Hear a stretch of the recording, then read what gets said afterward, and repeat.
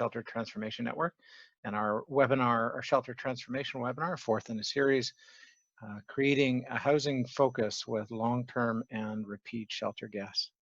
Our speaker today is Ian DeYoung of OrCode, who you will all be familiar with if you've been following this series along. I'll introduce Ian in just a second. Now, we're going to have a presentation from Ian, and that'll be followed by a question and answer period. If you want to ask a question, please write your question into the Q&A tab that you can find in your panel, in your control panel, and we will be responding to those questions as we go through our Q&A period. The recording of this webinar will be available on the Shelter Transformation website at transformshelter.ca/webinars, where you'll find the other 3 in our series completed by Ian. You'll also want to check out on the website the resources page that has our Shelter Transformation Guide and Self-Assessment Toolkit.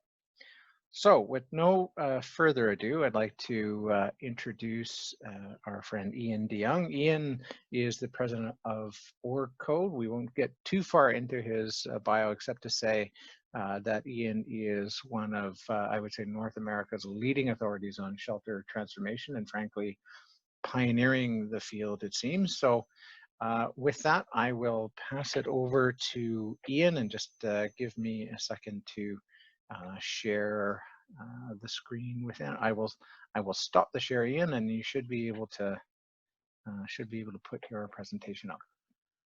Excellent. We're ready when you are. Just going to find it, and then we'll be all set. It's here somewhere. As I go about the technical pieces of finding the presentation that I want to show, I want to take this opportunity to thank the Canadian Alliance for putting together these webinars. As Tim said, this is the 4th in the series that we've been doing relative to shelter transformation. In the work of shelter transformation, there's a lot of different topics that we could and probably should be covering. It's been my joy to provide introduction to some of the key concepts that will help people move forward in their work of trying to ensure that shelters are going to be places of housing focus. And as we start to think about places of housing focus, I also want to just take a moment to say that today's webinar, in terms of looking at longer term shelter guests and shelter users, does require us to think critically around the ways in which people get to a position where they're going to be long-term homeless, and that some of those elements are outside the control of the shelter delivery system. So I come at this from a place that says, if we're going to create and maintain a housing focus for long-term shelter users, we have to start from a place of empathy.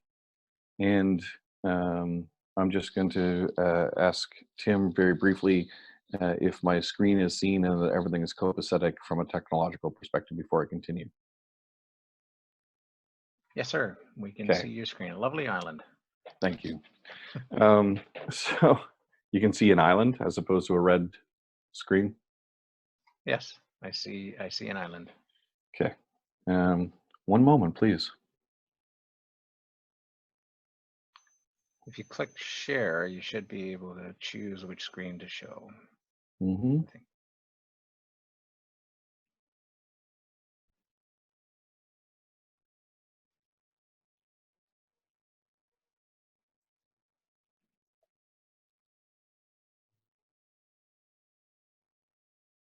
You'd think that we would have rehearsed this before we started.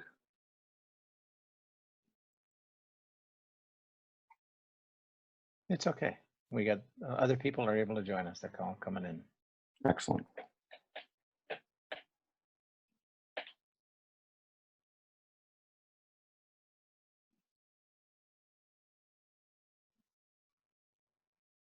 Do you still see an island, or do you see a okay? We see the island.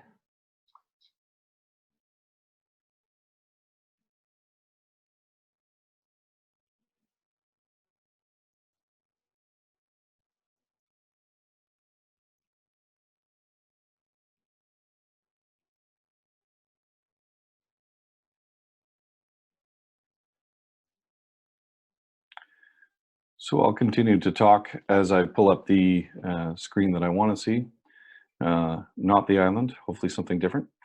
Um, the intention of looking at long-term shelter guests is not to put this on the feet of the shelter system, that there are a number of reasons why an individual may be in a position where they become long-term homeless and within the shelter system. And when we start from a position of acceptance and a place of empathy, I want to be really clear that the intention of sharing my thoughts on long-term shelter users today is certainly not to blame people for being in the position that they are in. It starts from a position of accepting the position that they're in, and that acceptance, I think, is a good starting point for our practice of how we want to engage with long-term shelter users. They didn't get to a place where they're a long-term shelter user overnight. And I'm going to ask for people's indulgence for 1 minute while I actually figure out what is going on here and why my screen isn't coming up.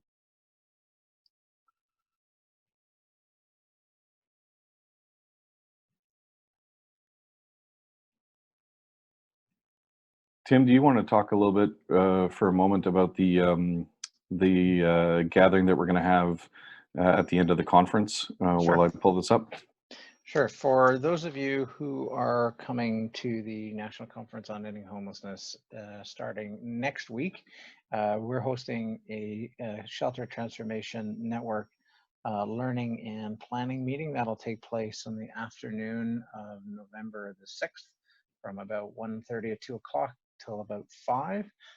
We'll have a few presentations, but it's also going to be focused on hearing from members of the network on what future webinars, what future work of the CSTN we could put together to bring you some value and help you in the transformation process. If you haven't registered for the conference, I'm afraid it's too late. The conference is sold out.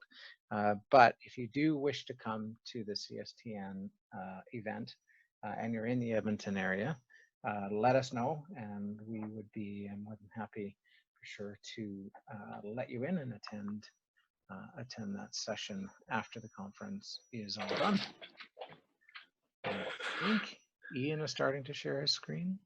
Perfect. Do you see it? It says Ian has started screen sharing, but I'm not seeing what's supposed to be on that screen.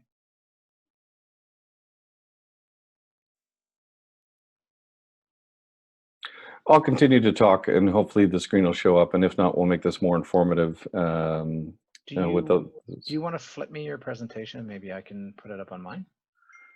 Yep. All right. And as I said, I'll continue to talk as we're going about dealing with this technical issue. And again, my apologies to everybody that we're having those technical issues as we go through.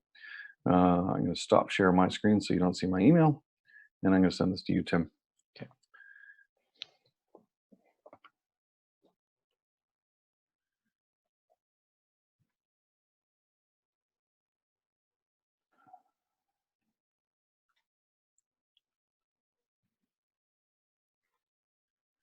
All right. Sent your way.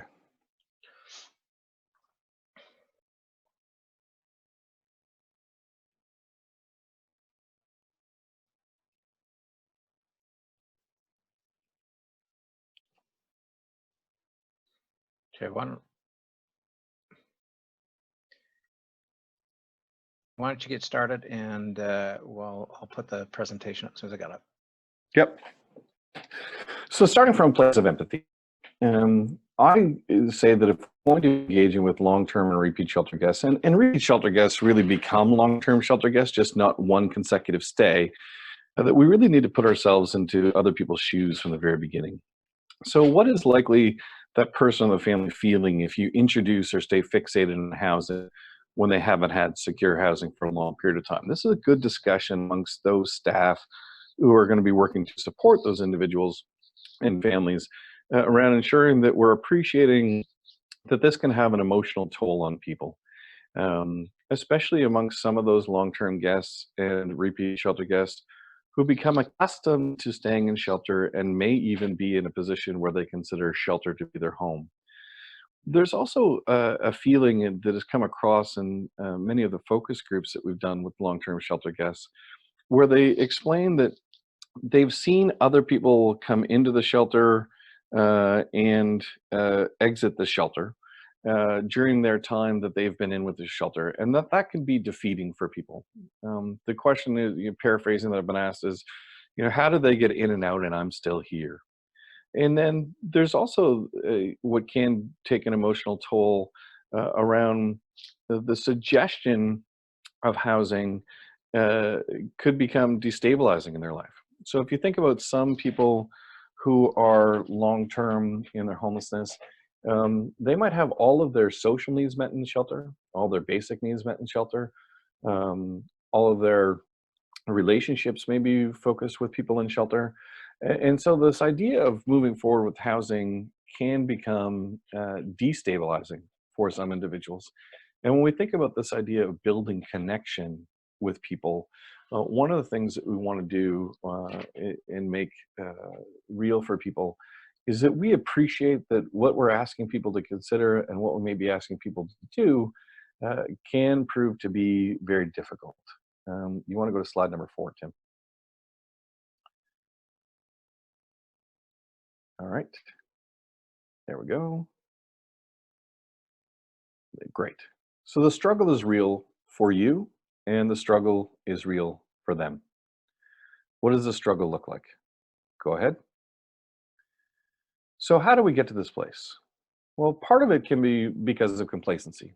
And I'm not suggesting complacency on the part of the person, although that can certainly play part of it. But complacency on the part of a system of care that has allowed people to get to a place with a long-term shelter guests, and they're even forgotten. And I'm certainly not suggesting that shelters do this in of themselves, but other systems of support might see no sense of urgency in trying to help long-term shelter guests get out. How do we get to this place? Real or perceived lack of housing, and I say real or perceived. There are certainly some housing markets that are remarkably tight and unaffordable, where there are difficulties in finding and secure housing, but sometimes it's a perceived lack of housing. And a perceived lack of housing gets people to a place where they want to quit or give up on the housing process. Those people that I'm talking about may be the long-term guests themselves, but may also be staff who say, like, why even bother trying to find housing? There isn't any. Or if I do get people housed, the rates of assistance in our province or territory are so low that the person is going to have a terrible quality of life. So let's just accept that some people stay here. There's also going to be issues with how chronological access to things like social housing have worked. Now, to that end, there are proof points across the country of communities that have looked very thoughtfully at how they can integrate their social housing into a housing option and solution for people experiencing homelessness, sometimes through modified chronological access, sometimes through preferred status. But if we say that your community just has chronological status and you have long-term shelter users, in some ways it also begs the question of why didn't we get that individual or family at least on the waiting list as soon as we could have, knowing that their time might have actually come up where they could access housing while we're there. There are some shelters that also have an orientation towards providing specific benefits or privileges to long-term shelter stayers. So that could be everything from you get first pick of chores if you're a long-term shelter guest or in a place that has chores, or you get to control the channel changer in the TV room if you're a long-term shelter guest, or you get to preferred bed or bunk if you're in that place. Maybe it's proximity to the bathroom, or it's the darkest part of the room. Other instances of benefits or privileges exist in some shelters where people graduate up. The longer you stay, the nicer, more private accommodation that you get.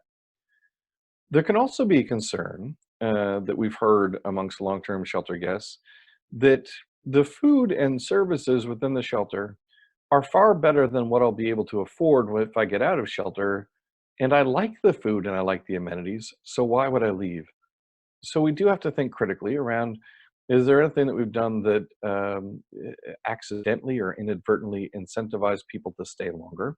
And I'm certainly not suggesting we provide people lousy food, but can we provide nutritious food that's more like what people are going to be able to prepare on their own when they leave housing? Allowing people to settle in and turning their living area into personal space. In my travels throughout this country and others, I've certainly gone to some shelters with long-term guests where you would think that they're turning their bunk space into their own bedroom.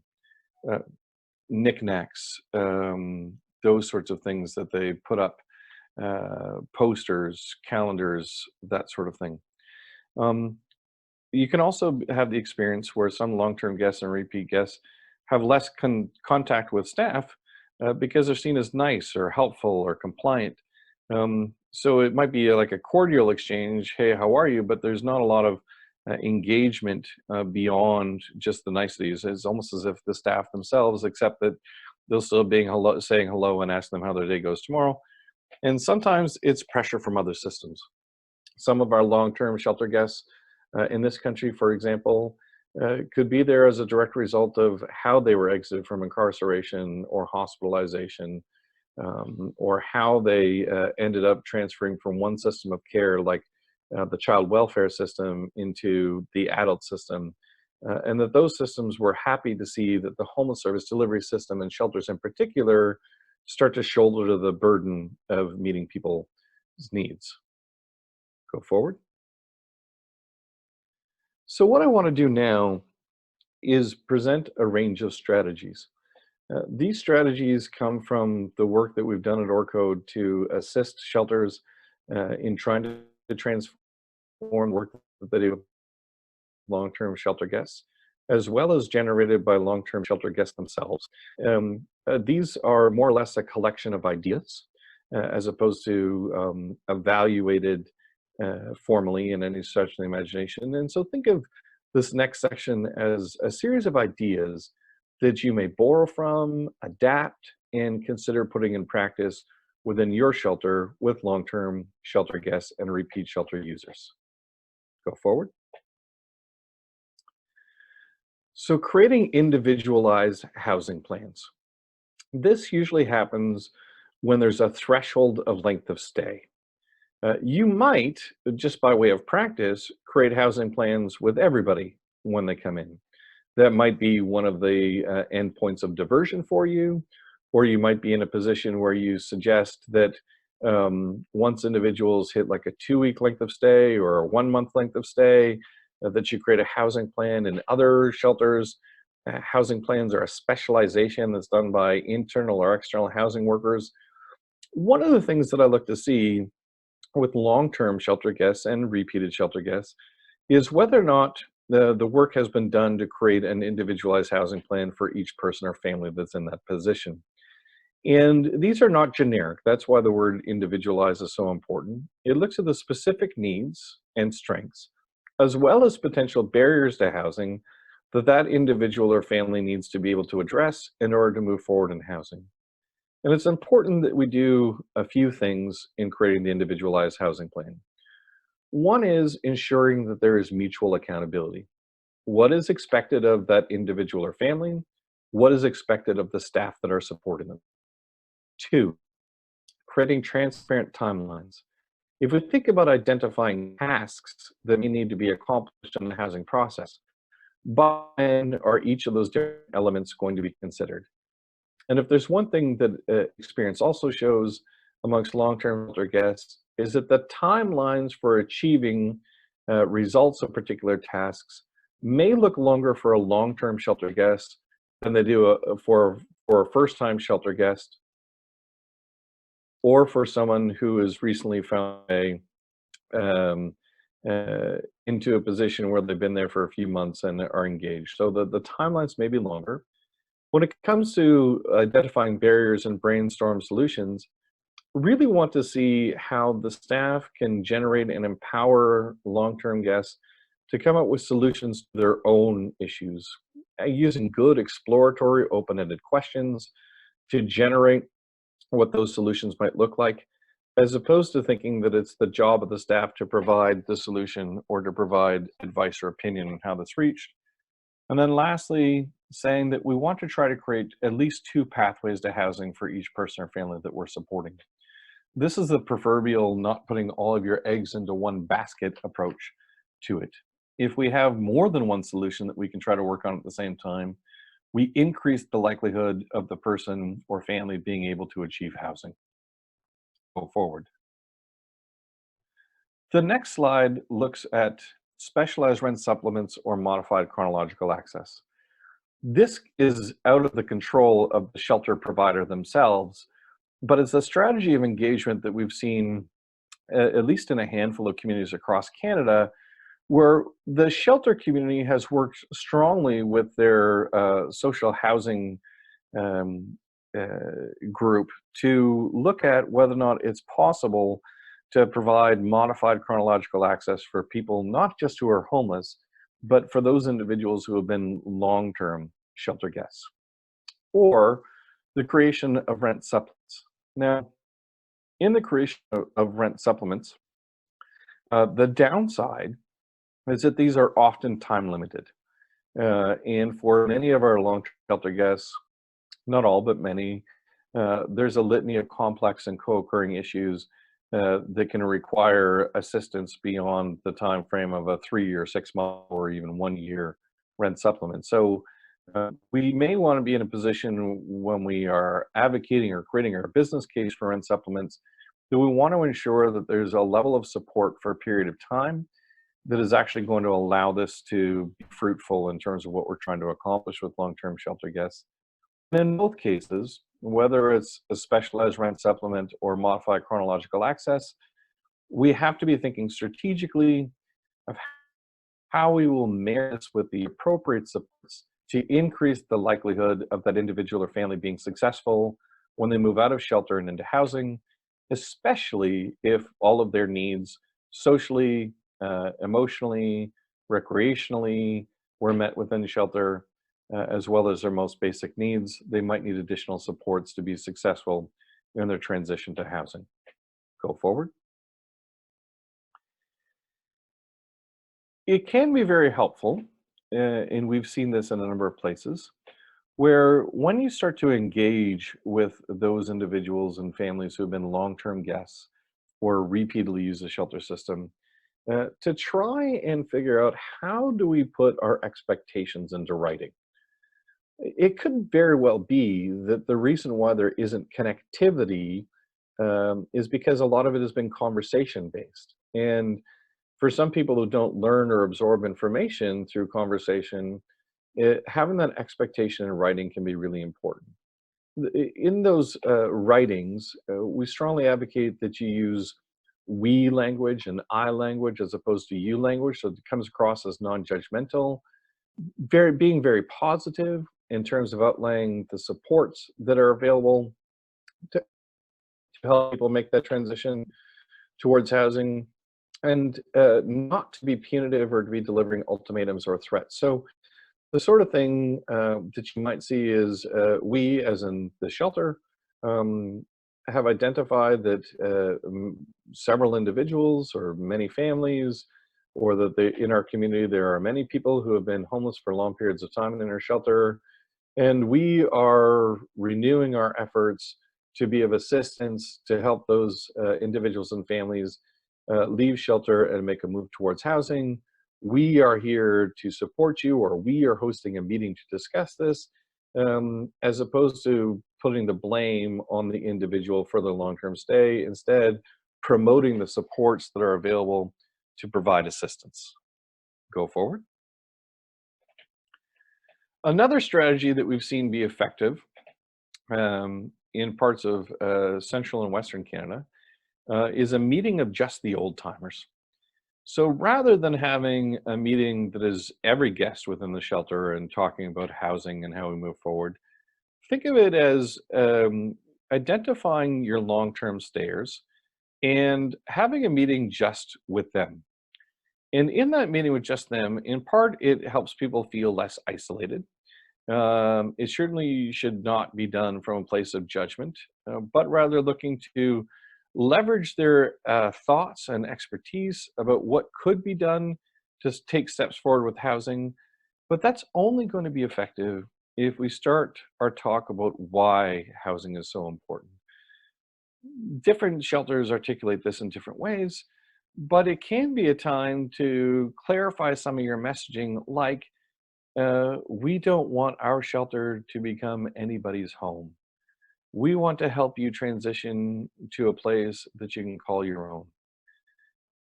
In the conversations with old timers, we also should not forget that while we may have coordinated access, or your community may be in the process of creating coordinated access, self-resolution is still a possibility. And it could very well be, as we've seen firsthand, that some of those long-term guests are completely capable of self-resolution with minimal support or direction and guidance, as opposed to saying, just because someone has been a long-term shelter guest, therefore they're absolutely in all circumstances going to need permanent housing with supports. Really key in the old timers, we're not over-promising. Even if you have dedicated resources, we are exploring and having a conversation. Go forward. The next strategy is to prioritize within coordinated access itself. This is something that is absolutely doable as you start to figure out the variables by which you want to prioritize people within your community. It is not uncommon within several of the communities that we've worked with across the country to at least have a community discussion of whether or not long-term shelter stayers, or sometimes more generally long-term people experiencing homelessness, that we actually want to look at their length of homelessness as a variable for prioritization. The key there is to make sure you've analyzed your data carefully in advance, so you have some sense of what the cutoff is, at least when you're first starting within prioritizing for coordinated access. Now, this will in part be informed by the size of your by name list, but suffice to say, if your data shows that if you did like a 6-month cutoff, you have 500 people who meet the 6-month or later mark. Well, that's probably too many people. Maybe you look at a year and we went from 500 to 300. Okay, that's probably still too many people. What if we looked at 2 years? Okay, well, now we got it down to 150 people. What if we looked at 5 years? Okay, maybe we have it down to 75 people. And maybe we need to even look longer than that to distill it to what is that core group of manageable size people that we can move towards supporting and housing as long-term stayers, knowing we can move on to the other cohorts of length of stay after we deal with the first cohort, but also making it such a dramatic cutoff that nobody who is homeless who hears, oh, I heard that if you're homeless for a long time, you go to the top of the list. I'm just going to stick around for a while longer till I get to the top of the list. Well, if you start to think about a length of time that seems to be quite dramatic, like that 2 years or 5 years, depending on the data in your community, you decrease the likelihood of incentivizing any person or family deciding that they want to just stick around in your shelter longer until they meet that prioritization cohort. Go forward.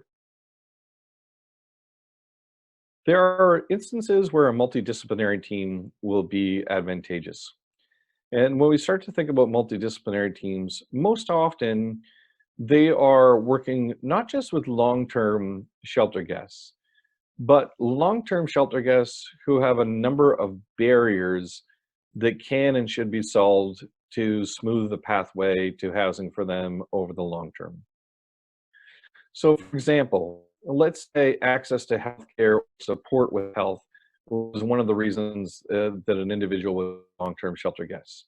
And you bring together a multidisciplinary team that contains people from other organizations, agencies, or government run facilities where they are health focused. Could we bring in a health lens to help us navigate some of those? Let's say we also have an issue with some long-term shelter guests who have repeated or long-term histories of incarceration or conflict with the law. Could we bring someone in from the justice side of things to help us on our multidisciplinary team? Let's say that our Some of our long-term guests are living with serious and persistent mental illness, and we're struggling to even find appropriate support options for people within housing, bringing together people from the mental health community onto our multidisciplinary team. So they can definitely transcend one agency. Uh, but in addition to the laser-like focus of those individuals, that cohort that you're trying to house, really great multidisciplinary teams solve these barriers so that we never need another multidisciplinary team in the future to solve these barriers. In other words, they get to the root causes of what was causing the barrier in the first place, and they solve it not just on a one-by-one level, but on a system level, so that others don't find themselves in a position of long-term stays in the future for similar barriers that that individual or family was experiencing. Go forward. Engaging in positive disruption. I mentioned some of these when I was getting at the how did we get to this place, but I want to go a little bit deeper. When we think about positive disruption, I want to be really clear that this isn't punitive in nature. It's not negative. It's not looking down on people. It's not judging people. It is thinking about critically some of the things that we may be doing within our shelter that's actually inadvertently incentivizing people to stay longer, and or is making the place feel like home for those individuals who are long-term stayers and may become accustomed and like some of the routine amenities and opportunities that exist within shelter. So take a look at things like social activities. If all of your social needs are met within the shelter, and you've been homeless for a long time and you're hanging out with the other same group of individuals or families who've been homeless for a long time, they become your network of friends and relationships. How can we turn that from something that exists within the shelter to something that exists within community? How beds are assigned. We got at this, we talked to Hunter Users webinar, that in some organizations and shelters, they've come to appreciate that when we have like graduated up models, maybe you start in a dormitory, a large dormitory, then you move to a smaller dormitory, or maybe you move from bed to bunk, or maybe you move floors, and each successive floor provides greater privacy, less shared amenities, your own bedroom. There are some organizations that have started to reverse that thinking. Positive disruption can also come about in terms of how we do orientation for new shelter guests. There's certainly some shelter providers who rely heavily upon their long-term guests to be providing orientation for new shelter guests, everything from meal times to smoke times to how to do laundry to when the lounge or library is open, etc. Perhaps relying less upon those long-term shelter guests and more upon staff to do that.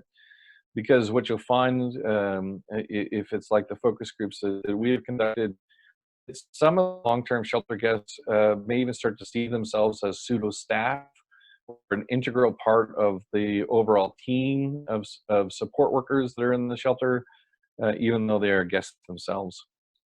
And the last two that I want to mention are the last two bullets.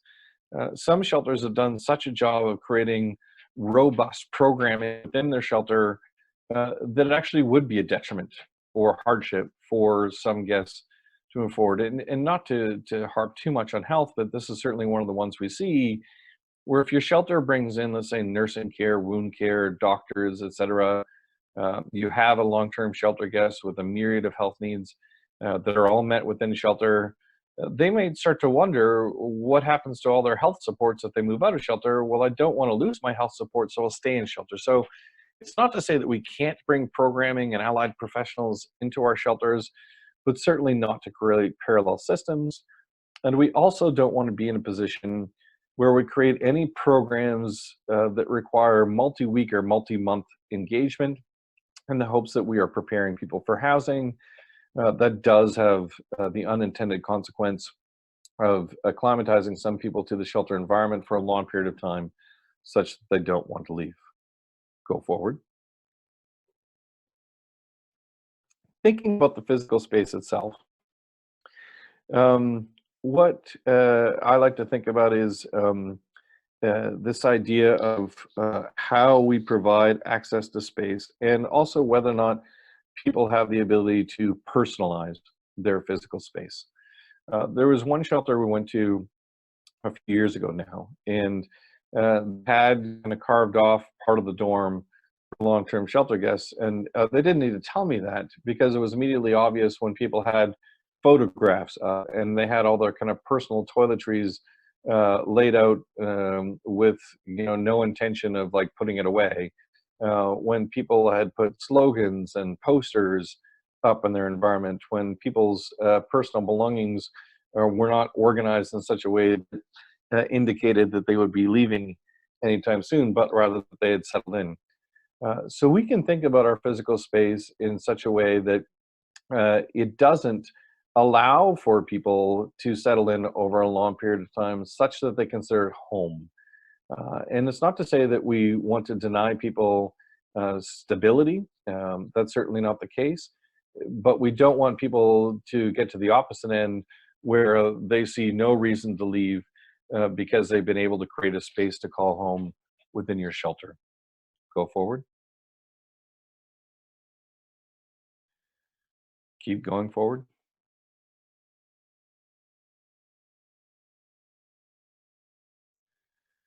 We can also appeal to different systems. And to this, there's no easy answers. Because for many shelters across the country, shelters have become the dumping ground for other systems. And it certainly didn't happen overnight. But as shelter capacity increased throughout the country, so too did the tendency of other systems to say, well, we have a solution, whether it's a discharge from a hospital or mental health facility or discharge from a correctional facility. And not to say that those two systems do it exclusively, but being in a position where shelters accepted people. And we do such a good job of accepting people without judgment that it may have let other systems off the hook. Now, we may be in a position, especially if we think about the cohort of long-term or repeat shelter guests, where we need to appeal to those other systems.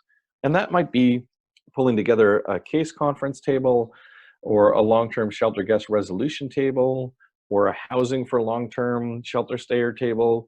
And it's not accusing any of those other systems. It's not pointing fingers and saying, you caused this. It is laying out the problem of the long-term stayers and its impact on things like bed flow and lack of access to housing, and asking, what can you contribute or how can you help with this group of people who are long-term or repeat shelter stayers, so that they not only move into housing, but have the supports necessary to allow them to survive or even thrive when they move out of shelter. Go forward. Another strategy that we've seen put in place is the use of trained peers. This is very carefully and thoughtfully engaging with some of those individuals or family members who were previously long-term shelter guests, who have left the shelter and moved into housing, who are living in community, and having them come back and share their experience, being able to empathize with people on a very deep level. The whole point is not to say, hey, be just like me and you'll be fine, but rather can normalize that process of what it's like to work towards accessing housing. And the other thing that's been really helpful with trained peers is tapping into their thoughts on how do we message this to long-term shelter guests in such a way that people aren't going to feel threatened or as threatened by it, where people feel accepted and supported in the process, that we acknowledge the range of feelings that people might have relative to the thought of moving forward with housing. But those trained peers can become proof points. Now, I do want to emphasize the trained part. It's insufficient just to take people with lived experience and thrust them into a role where we assume that they have expertise, that they are equipped to handle the sort of relationships that they may form in communicating their experience.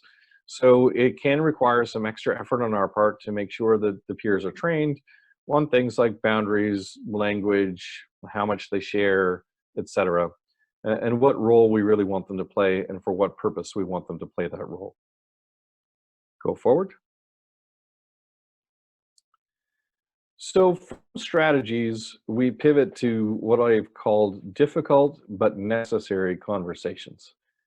And so when we start to think about the ways in which we engage with long-term and repeat shelter guests, whether they be one-on-one or as a group, defined by the messaging we're trying to get across, there are certain conversations that need to be happening.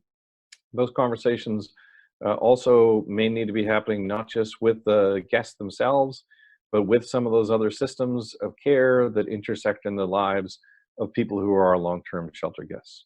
So they are as follows. Go forward. That you're not an unpaid hostel. Now, ideally, we would have communicated this at time of intake. Ideally, in the early stages of someone transitioning from a first-time stayer to a longer-term stayer, we would have had a conversation. And a big part of this is intent, not necessarily your intention as a shelter operator, but their intention of how they actually want to use the shelter services. So choosing when and how to have this conversation is important, but you need to ask yourself, do we actually want to be a hostel? If there are some people that we have just resigned ourselves to the fact that they will stay with us forever, is that demonstrably different from other guests that use our facility?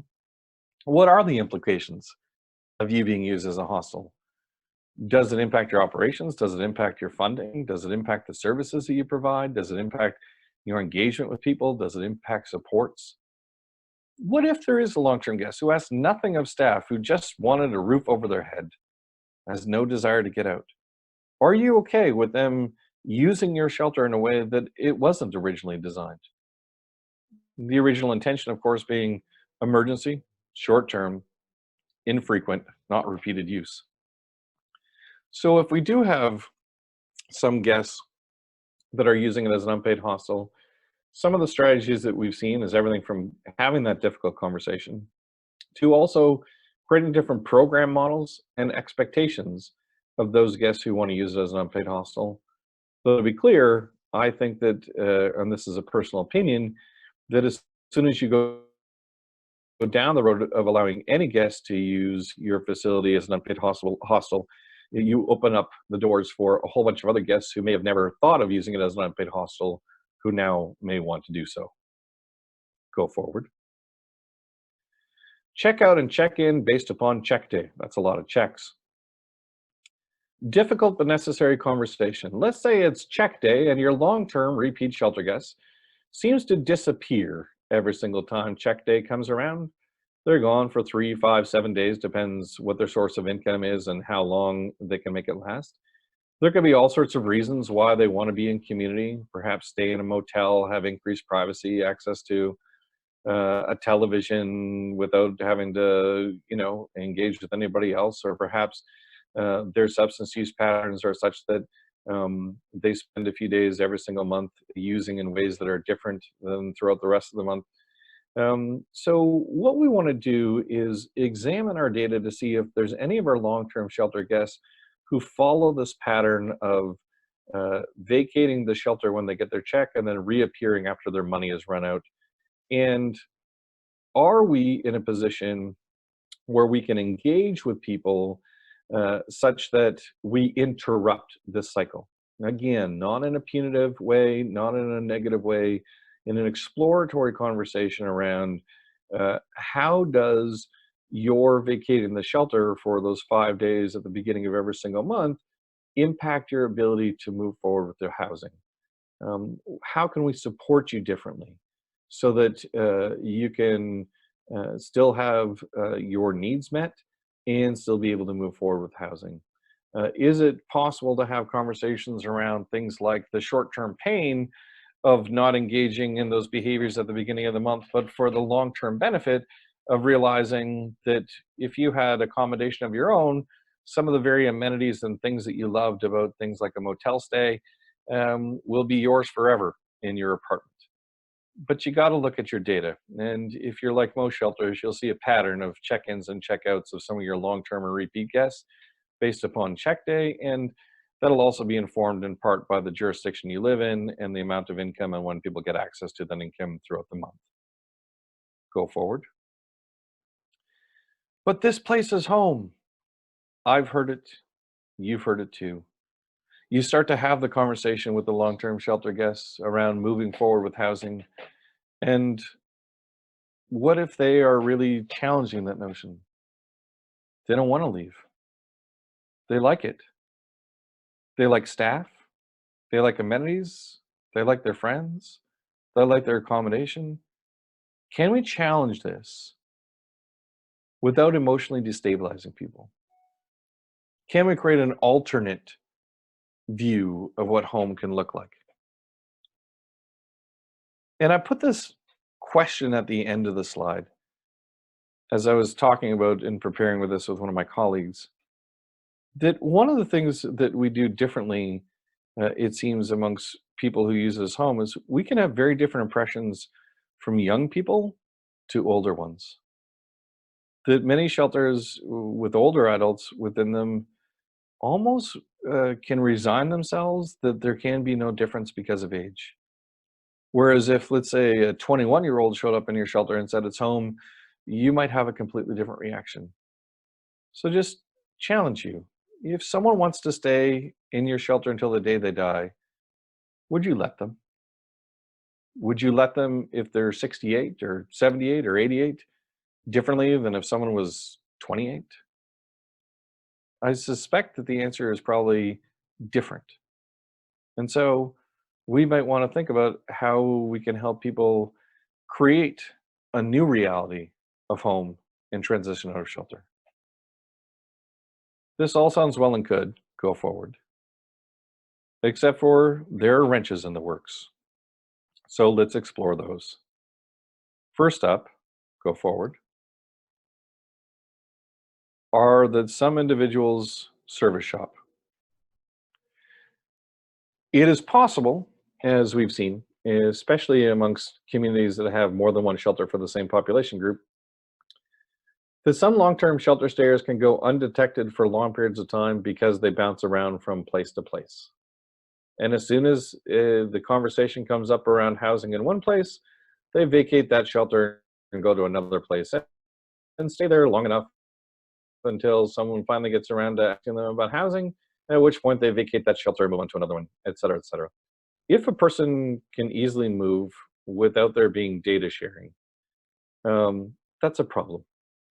We really need data to follow the person as opposed to just seeing each person within our shelter as someone who has never experienced shelter otherwise, at another time.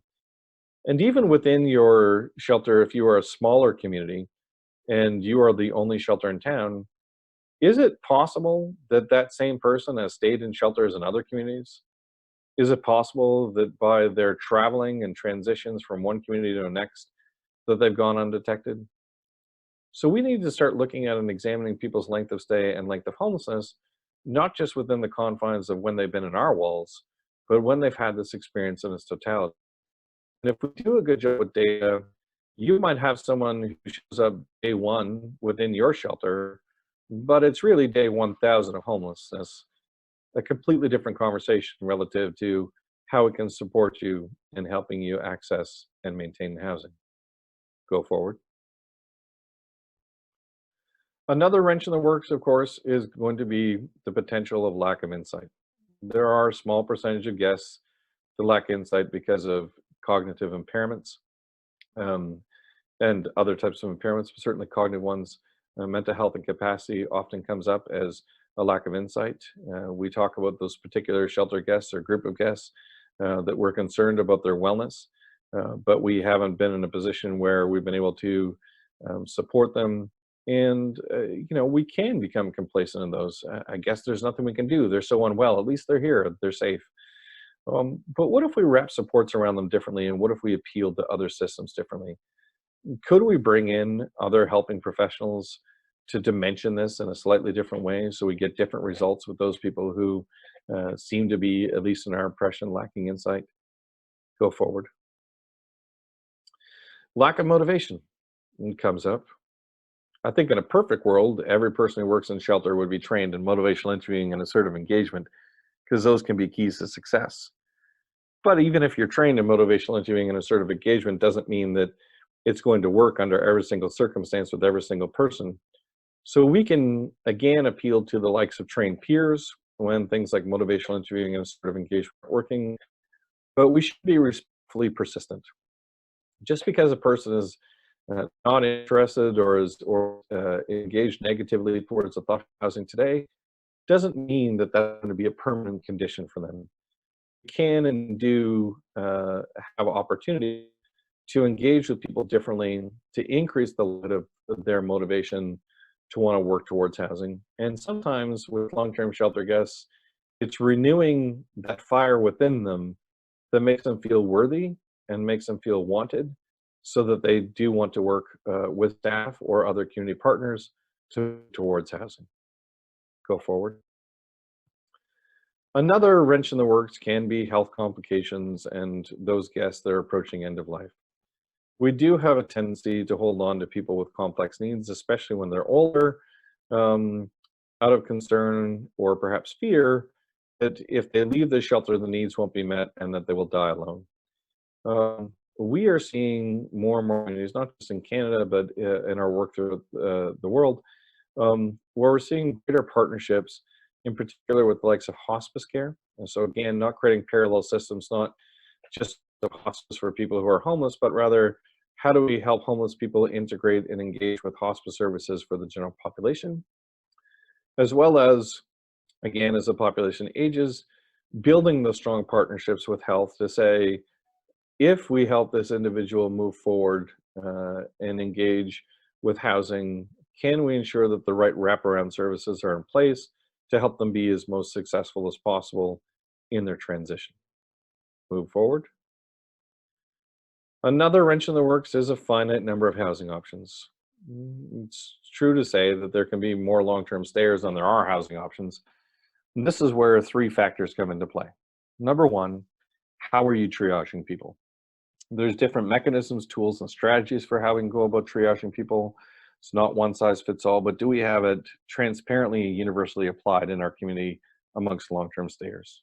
Two, from triage, we move to assessment. How do I assess specific needs? Figure out a support pathway with those specific needs that are learned through assessment. And then if I've triaged and assessed one individual, the next part is the comparison to other individuals to be able to prioritize. So even if you had 50 long-term shelter stayers and you only had one unit available of housing every single month, you should be clear within your organization which long-term shelter guest you want to try to assist next, as opposed to turning it into just conversations that rely upon anecdotes and opinions of who we feel should be the next candidate for housing. There are also instances from other jurisdictions that have worked hard on expanding housing options for long-term guests. And some of the most promising work we've seen in this regard is the focus on shared housing for long-term shelter guests. Moving a step beyond just roommate scenarios where there's co-liability for things going on if things go awry, to shared housing. So we want to be in a position where people have independent agreements with the landlord, so that if my other person I'm living with engages in behavior that results in them getting evicted, I don't, and I have the chance to have someone else come and live with me. And the other expanded housing options are other care options.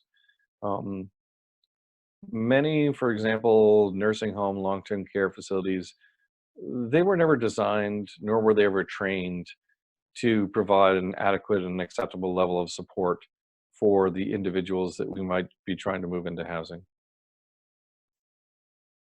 We want to get to a place where we have a range of care options. Go forward. In some jurisdictions, the wrench in the works is how shelters are funded. Now, thankfully, we've seen a move towards, away from, I should say, per diem models to more block funding models. But if you're paid based upon heads on beds, that is certainly going to be a problem in terms of length of stay, because even as a shelter provider, you might be in a position where you think, hey, you know what's really great? The fact that we have this steady stream of income based upon long-term guests. And finally, in the wrenches, Next slide. How eligibility and access to income supports work. This is a broader conversation for a different day, but it is certainly it needs to be said that sometimes the disincentive is the way that income supports are structured, the amount of money people can get when they're in shelter, when they get access to that money. Can we change the nature of how people relate to their money through the likes of trusteeships, payees, or rent being paid direct to landlords? Go forward.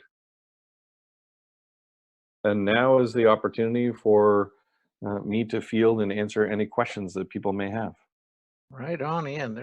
We've got a couple questions here, but I'll just start by asking folks to, if you have any questions, to put them in the Q&A tab in your control panel. So first question is, what are your thoughts or feedback around initiatives that bring hospital services into shelter to support predominantly long stayers? Does this incentivize stays? How do you feel shelter should balance the immediate healthcare need with a long-term solution being housing? Great question. I think part of it starts with program design or service design. And if the horse is already out of the stable, sometimes having a bit of a re-look at the design and intent. So certainly not opposed to seeing healthcare services brought into shelter to meet the immediate needs of often long-term shelter guests. And it would be of detriment to that long-term shelter guests if the health services are all about providing those services in space and place, as opposed to using the integration of those health services to actually help people integrate back into community. And the biggest thing that this really comes down to, or the question that we want to ask our health partners in this is, if Ian were to become housed, how would these same health supports be made available to him? And if the answer is a good one in terms of how that guest can access services and continue to stay engaged in services and be supported in services, then we can continue to move forward with the housing plan and a health plan at the exact same time. But if the response from the health service provider is, well, guess what? You're going to lose your housing or your health supports if you move into housing. That's when it works to the detriment of what we're trying to actually achieve. So transition and integration good, just in place and limited access only if in shelter, that's a very poor way to make sure that, a very poor way to design those particular services. Sometimes we started with really good intentions. We knew we had really sick people, really vulnerable people who had a lot of health needs. We finally got a healthcare provider interested in serving the population. Fantastic, they're here, great. And we still want to make sure that that doesn't prevent that individual from moving out of shelter into housing and still being supported by health services. Mhm. Doesn't this also tie into a conversation that I don't think we've really had yet with the Shelter Transformation Network? And part of that question is, so let's assume we're successful in transitioning to becoming a housing focused shelter, and which means that there is a dramatic reduction in the number of people that are in that shelter. What is the future of the physical space? What's the future of the building and the organization? Are you going to be, does the organization become an organization that provides some shelter now, but also healthcare, Yeah, right? For people entrenched in poverty or people who used to be homeless. Like it feels to me like part of this is, okay, where do you want to be at the end of that transformation journey? It seems to me a lot of organizations that get into this space of transformation are making a transformation and becoming much more of a housing organization than a sheltering organization. I think even Matthew Pierce and the Old Brewery Mission are saying now they support far more people in community than in shelter. yes, So part of it is linking these two, isn't it? absolutely it is. And, this is part of seeing shelter as certainly as a process, but the destination parts of shelter is really starting to see shelter as a vehicle for becoming a community resource, potentially for when people living in poverty, people with complex co-occurring issues move into community. how can we provide supports necessary? So they may not need to stay within the shelter, but they may need an extension of those shelter supports to be successful in community. Terrific. One more question here, and again, folks, we do have some time for other questions. If you have anything else, feel free to put it in the question and answer tab on the control panel. In your work, what messaging or tools have been most effective in breaking entrenched staff / operational processes that support a long-term shelter stay? For example, there's no affordable housing. This is where John lives, etc. So let's deal with the staffing part first of that question. I am a strong advocate that organizations need to revisit their principles, probably once every 2 or 3 years. Are the things that we believe still true, or have we kind of descended into a way of operation that is not aligned to our principles anymore? Or do we actually have a collection of staff who have different principles about the work? Because there can be a lot of conflict amongst staff when you have one staff person who's gung-ho about trying to get people out of shelter and into housing, and you have someone else that says, but John does live here, and so let's cut John some slack, and John will never succeed in the community, and those sorts of messages that we hear. I would like to say that in a perfect world, we would have the silver bullet, the lock, tight answer to that question. But what I often come back to is things like most people who receive income assistance are housed, not homeless. How do we figure that out? Most people with a serious mental illness are housed, not homeless. Most people with a substance use disorder are housed, not homeless. The list kind of goes on. So if we take a deficit-based orientation to the people we serve, then we'll resign ourselves to say that that person needs to stay in shelter forever, and we're the only support that is going to be capable of meeting their needs. A strength-based orientation challenges us to think differently around what strengths does this person bring to this table? If there are opportunities for enhanced supports, how do we do that in a way that is going to stay true to the strengths of the individual? And I think for some of those staff that are really reluctant to get on board with the housing first orientation, seeing can become believing. So even if you start with a smaller cohort of people that you identify, support, transition out of your shelter, support in community, then you go back to the other staff person and say, not I was right and you were wrong. What do you think we can learn from this perspective? What can we do better the next time? There's no guarantee that people are going to stay housed. How can we be supporting John differently in your expert professional opinion to decrease the likelihood of him coming back? Those are the sort of conversations we're gonna have. But let me be frank about one other point. I have yet to work with any shelter making the transformation, becoming housing focused, that hasn't experienced some staff turnover. And the biggest part about the staff turnover is nothing to do with the technical know-how and everything to do with I just don't believe what you believe. I want some people to stay here forever. You don't. We're on a collision course. And when those staff can self-select out of the organization, as hard as it can be to lose some of that institutional memory, it's probably in the best interest of the people that you serve. Terrific. Well, I don't think we've got any other questions. Oh, one more question came in. Is there a point in which a planned discharge is appropriate, assuming a shelter is operating with positive disruption and positive engagement? So planned discharges, I would like to set targets as opposed to planned discharges. Is good for both staff and guests within the shelter to know things like, and I'm just making up these numbers because you would have to do the analysis in your own community. So I don't want anybody to write down what I say and say, that's the answer. Let's say we had a target to say we want people to be housed within 90 days of their shelter entry, knowing that a whole swath of people are going to self-resolve, don't need our supports. Another group of people are going to need supports. And then you get some people to the 91st day. Would I kick them out because they hit the day 91? No. I would revisit the target and being really understanding of the needs of the individual and the needs of the staff. What can we learn from and do differently so that we don't get to the 99th day or the 900th day? And that's the sort of approach that we want.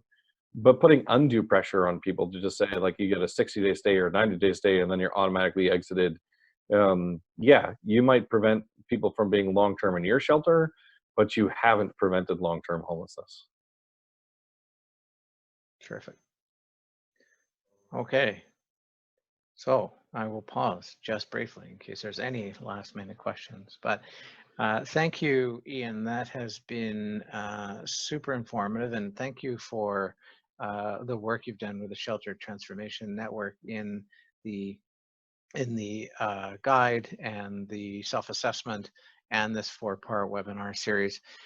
Ladies and gentlemen, friends, we will have all of these webinars available on the Shelter Transformation Network website, transformshelter.ca. And for those of you coming to the 2019 National Conference on Ending Homelessness, we will see you there. There's some good shelter transformation content coming in the program, and of course our post-conference gathering of the Transformation Network. Thank you all very much. Thank you, Ian. That will wrap up this webinar. Have a great day.